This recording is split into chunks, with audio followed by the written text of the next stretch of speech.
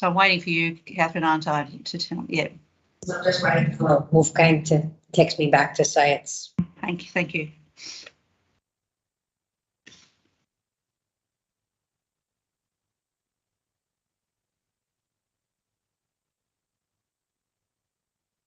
Through you, Madam Chair, we are now live. Thanks, Catherine. Good evening. I'll formally open this evening's meeting of the Bayside Local Planning Panel. And before we start the meeting, I'd like to, on behalf of Bayside Council and on behalf of the panel, acknowledge the traditional custodians of the various lands on which we are all meeting this evening. At Bayside, it's the Gadigal and Bidjigal clans of the Sydney Basin. So I'll acknowledge the traditional custodians of those lands, and we will pay our respects to elders past, present and emerging. Thank you. I have some brief words about the purpose of the Bayside Planning Panel. Before we start, I'll introduce myself. My name's Marcia Doherty and I'm the chair of this evening's meeting. The Bayside Planning Panel is charged with considering planning proposals of any scale and value and determining development applications where the value is less than $30 million and where there's a potential conflict of interest, contentious development, there's a substantial departure from development standards or it's sensitive development. In particular, the panel must consider development applications which have attracted 10 or more unique objections in a public meeting. The agenda item that we have before us this evening is none of those categories. It's a planning proposal which is before the panel to consider for the purpose of providing advice to the council for its consideration before it makes a decision to progress the planning proposal.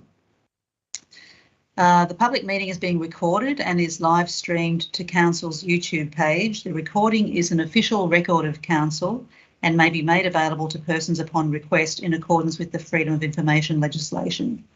Applicants and members of the public that have registered to speak on an item will be asked to unmute their phone or computer at the relevant time to address the panel and to answer any questions. Alternatively, members of the public may have registered for the meeting by making a written submission which has been provided to the panel members. On this planning proposal, I think there was only one submission submitted.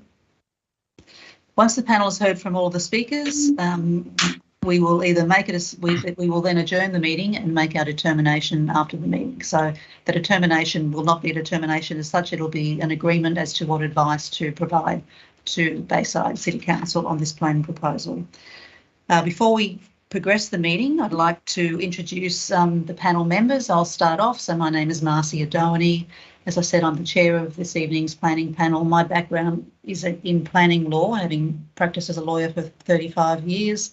And much of that time spent practicing planning law in state government, local government and in private legal practice. My other area of expertise is in public administration and governance, having worked as a senior executive in state and local government, including the Department of Planning and the City of Sydney Council in governance areas. I'm also involved in other local and regional planning panels, as well as state government committees. And I'm a non-executive director of City West Housing, which is a community housing provider in Pyrmont Ultimo. Judy, if I can ask you to introduce yourself, please. Thank you, Chair. My name's Judy Clark. I'm a town planner with over 35 years experience working in local government. I've worked at numerous councils managing development assessment and planning functions, and I'm an expert member of 2 other panels and a council appointed member of a regional panel. And I currently provide town planning services as mainly to local government as a consultant. Thank you. John? Yes, thank you, Chair. My name is John O'Grady. I'm a registered planner and a landscape architect. I've got around 35 years of professional experience, largely in the private sector, but I have worked in local government as well. I'm a member of a number of other panels, including this one, and I'm currently operating as a sole practitioner. Thanks, John. Thomas? Thank you, Chair. My name is Thomas Wong. I am a community representative. I have a background of town planning. I'm currently a town planner. I am in the industry for the last 28 years.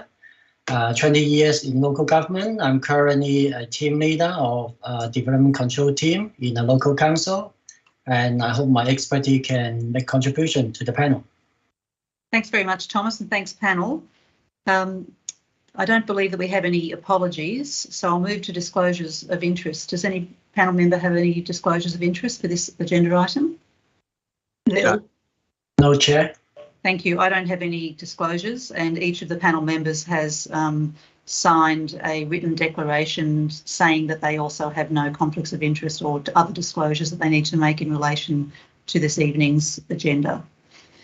The panel notes that the minutes of the Bayside Local Planning Panel meeting held on the 24th of May 2022 have been confirmed as a true record of proceedings by the chairperson of that meeting.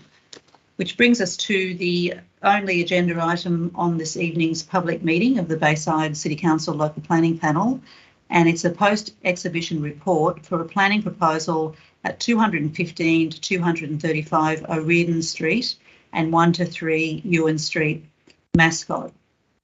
This planning proposal came before a differently comprised planning panel back in 2020 before it went to Gateway, and that subject for advice for that planning panel was to advise council on whether or not it should proceed to Gateway, and advice was provided at that stage with some conditions. It then has gone through to council and to the department and has been publicly exhibited, and it's now back to council for the next stage of progressing the planning proposal. Just for the applicant's benefit, each of the panel members has visited the site. We've read the significant amount of information that's been provided in relation to the planning proposal, and we've also read the very helpful council officer's assessment report on that planning proposal, and have also had the benefit of a briefing from council strategic planning staff this afternoon before our meeting.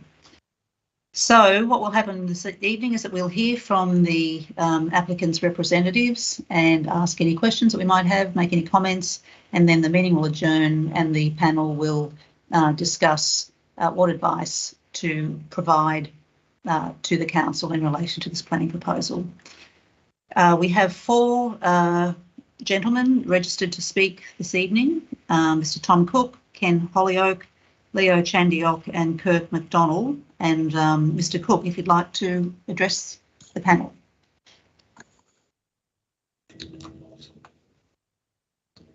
Yep, can you hear me? We can hear you, thank you. Thank you, If you Chair. could just tell us in what capacity you're here for the applicant. It looks as though you're a planner. Yes, that's right. My name is Tom Cook and I'm representing the proponent as a town planner from Mecone Planning. We endorse the recommendation of council officers for the proposal to proceed to finalisation, and we're pleased to have reached this milestone and appreciate the efforts of council officers through this process. We also support their recommendation for a local provision to be provided for a site-specific DCP. We do appreciate and acknowledge the panel's previous recommendation to prepare a site-specific DCP. We feel as though this provision will provide adequate certainty that that would be provided prior to any consent being issued across the site. Similarly, we also support council's position, as well as that of the Department of Planning's on the proposed FSR, obviously following quite a long process with council officers prior to going to Gateway, providing a detailed response to the matters and concerns raised by the panel previously, and this was obviously supported by evidence-based technical advice, which was subsequently peer-reviewed. We do understand that there's no outstanding objections following the exhibition, noting, of course, the comments from Transport for New South Wales. However, we understand that these were advisory only and that these comments would be further considered as part of any future DA and would not have any bearing on the decision made on the planning proposal. Apart from that, I don't really have anything else to say on the proposal. We make ourselves available for any questions that the panel might have. And again, we support the recommendation of council officers. Thank you. Thanks, Tom. Panel, any questions or comments for Mr. Cook? Nothing from me, Chair. Thank you. I note I'm glad that the applicant or that the proponent supports the LEP, the proposed LEP inclusion to require a DCP for the site. This is obviously a really important strategically important site, and that recommendation, I think, is a really effective mechanism for ensuring that the detailed controls are in place to result in the development on the site that actually is warranted, that reflects the strategic importance of that site. So I'm pleased that the proponent supports that DCP requirement in the LEP. There was nothing else I really wanted to ask or say. So thanks, Tom. We've got Ken Holyoake. You there, Mr. Holyoake? Good evening, Chair. Can you hear me? We can, thank you. I'm afraid you won't be able to see me because I'm actually doing a night audit on a road safety scheme down in Campbelltown at the moment. And so that's one of the joys of being a transport planner. Absolutely. I'm really only here to answer any questions. I mean, we did a detailed traffic and transport impact assessment in 2018, 2019. There have been changes in the area since then with road improvements and the changes due to travel patterns in COVID. But to be perfectly honest, it is my view that that'll actually improve it against how we assessed it in 2019. So we've supplied the model to Transport for New South Wales, which was their last request. And I don't believe there's any other outstanding information. So I'm really here only to answer any questions that you might have. Panel, did you have any questions about transport for Mr. Holyoake? No, Chair. No questions. We've noted that Transport for New South Wales have, I think, helpfully raised a whole raft of issues on the site, transport-related issues for the site, and we were noting before the meeting that that's useful for any future applicant because it provides a good framework for considering how to approach the future development from a transport perspective. And to be fair, Chair, that's exactly what we do on other planning proposals. They often come in with a series of refinements and additional things they would want to see in a DA, which is not unusual. So that would be a usual practice for us. Yeah, and I think it's. Do you think that's useful? I do. Yes. I mean, I think the difficulty transport are having at the moment is trying to figure out what a post-COVID world looks like. But the detail is always useful. Yeah. Yes. So we'd have no problem addressing that stuff during DA. Yeah. All right. Well, thanks, Mr. Holyoake. I didn't have any other questions. The panel doesn't have any questions for you. Could I just ask one more question? Oh, sorry, John. Sorry. No, that's fine.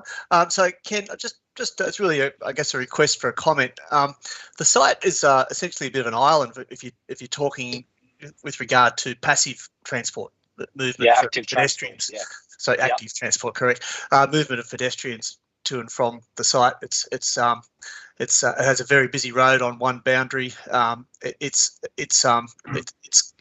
short distance from the railway station at the airport, but I think it'd be a bit of a challenge in the current conditions for lots of workers to move along that route. Just wondering if you've got any comments on how that might work for this site. Yeah, it's a valid comment. The advantage we have on Orin generally is there are lots of traffic signals, so it aids movement across the road safely. With regard to along the pavement longitudinally, that's something we examined. I was acted as the road authority for Barangaroo for 6 or 7 years, and that's a question that was often asked. But you would be surprised how many people can move along a footpath without it being an operational problem. So I personally don't think there is anything fundamentally that needs to be addressed. But there are always things you can do about directing footpaths into sites and just laying out the site well so that it encourages the right manoeuvres. So people aren't coming in through the driveway, for instance, which occasionally happens. So there are things you can do, but I don't think there's anything fundamentally challenging about it. But I accept it's a busy road, and to walk from a railway station along a busy road is a challenge for some people. I accept that. Okay, thank you. Thanks, John. Thanks, Ken. So I think that's all we have for you. Thanks, Ken. You can go back to your... No problem. I'll go back to my turn in my torch on. Yes. Okay. Thank you. Thank you. Bye-bye. Leo Chandiok. Good evening, Chair. My name's Leo. I'm the architects from Mode Design. We support the recommendation, and similar to Ken, we're simply here just to respond to any queries that might come up. So we also have Kirk McDonald, also from Mode Design. I don't have any questions for either Leo or Kirk, but I'll invite the panel to... No questions. No questions. Thank you. No questions. Well, you're having a really easy run tonight. So, thank you very much. Before we finish, was there anything further that you'd like to say to the panel? No, look, it's been a long journey, and we're pleased with how it's going, and I think it'll be an excellent outcome to help rejuvenate the area. It is as I noted previously, a really important site strategically, isn't it, in terms of the nature of the area, and it is changing. So I think everybody would hope that the development would be a good one, and particularly be used for, you know, some quality employment lands purposes. Yep, absolutely. Yeah. Okay, well, I might thanks all of you for attending this evening, and we will provide our advice to council. Council staff might be able to assist with. I don't know that advice becomes public until it goes into the council report. That's right. So we will just provide the information, advice to council, and then you will have the benefit of reading that. You'll be able to read that when the council report is published for this planning proposal. Is that right, Catherine? Yes, correct. Yeah. Madam Chair. So we won't be putting anything. It's not like an ordinary development application for the planning panel meeting. There won't be anything on the website until the matter is reported back to the council. Yes. Thank you. The committee and to council. Yeah. All right. Well, thanks again, gentlemen, and you can leave the call now. Thank you, panel. Thanks for your attendance. Thank you. Thank you.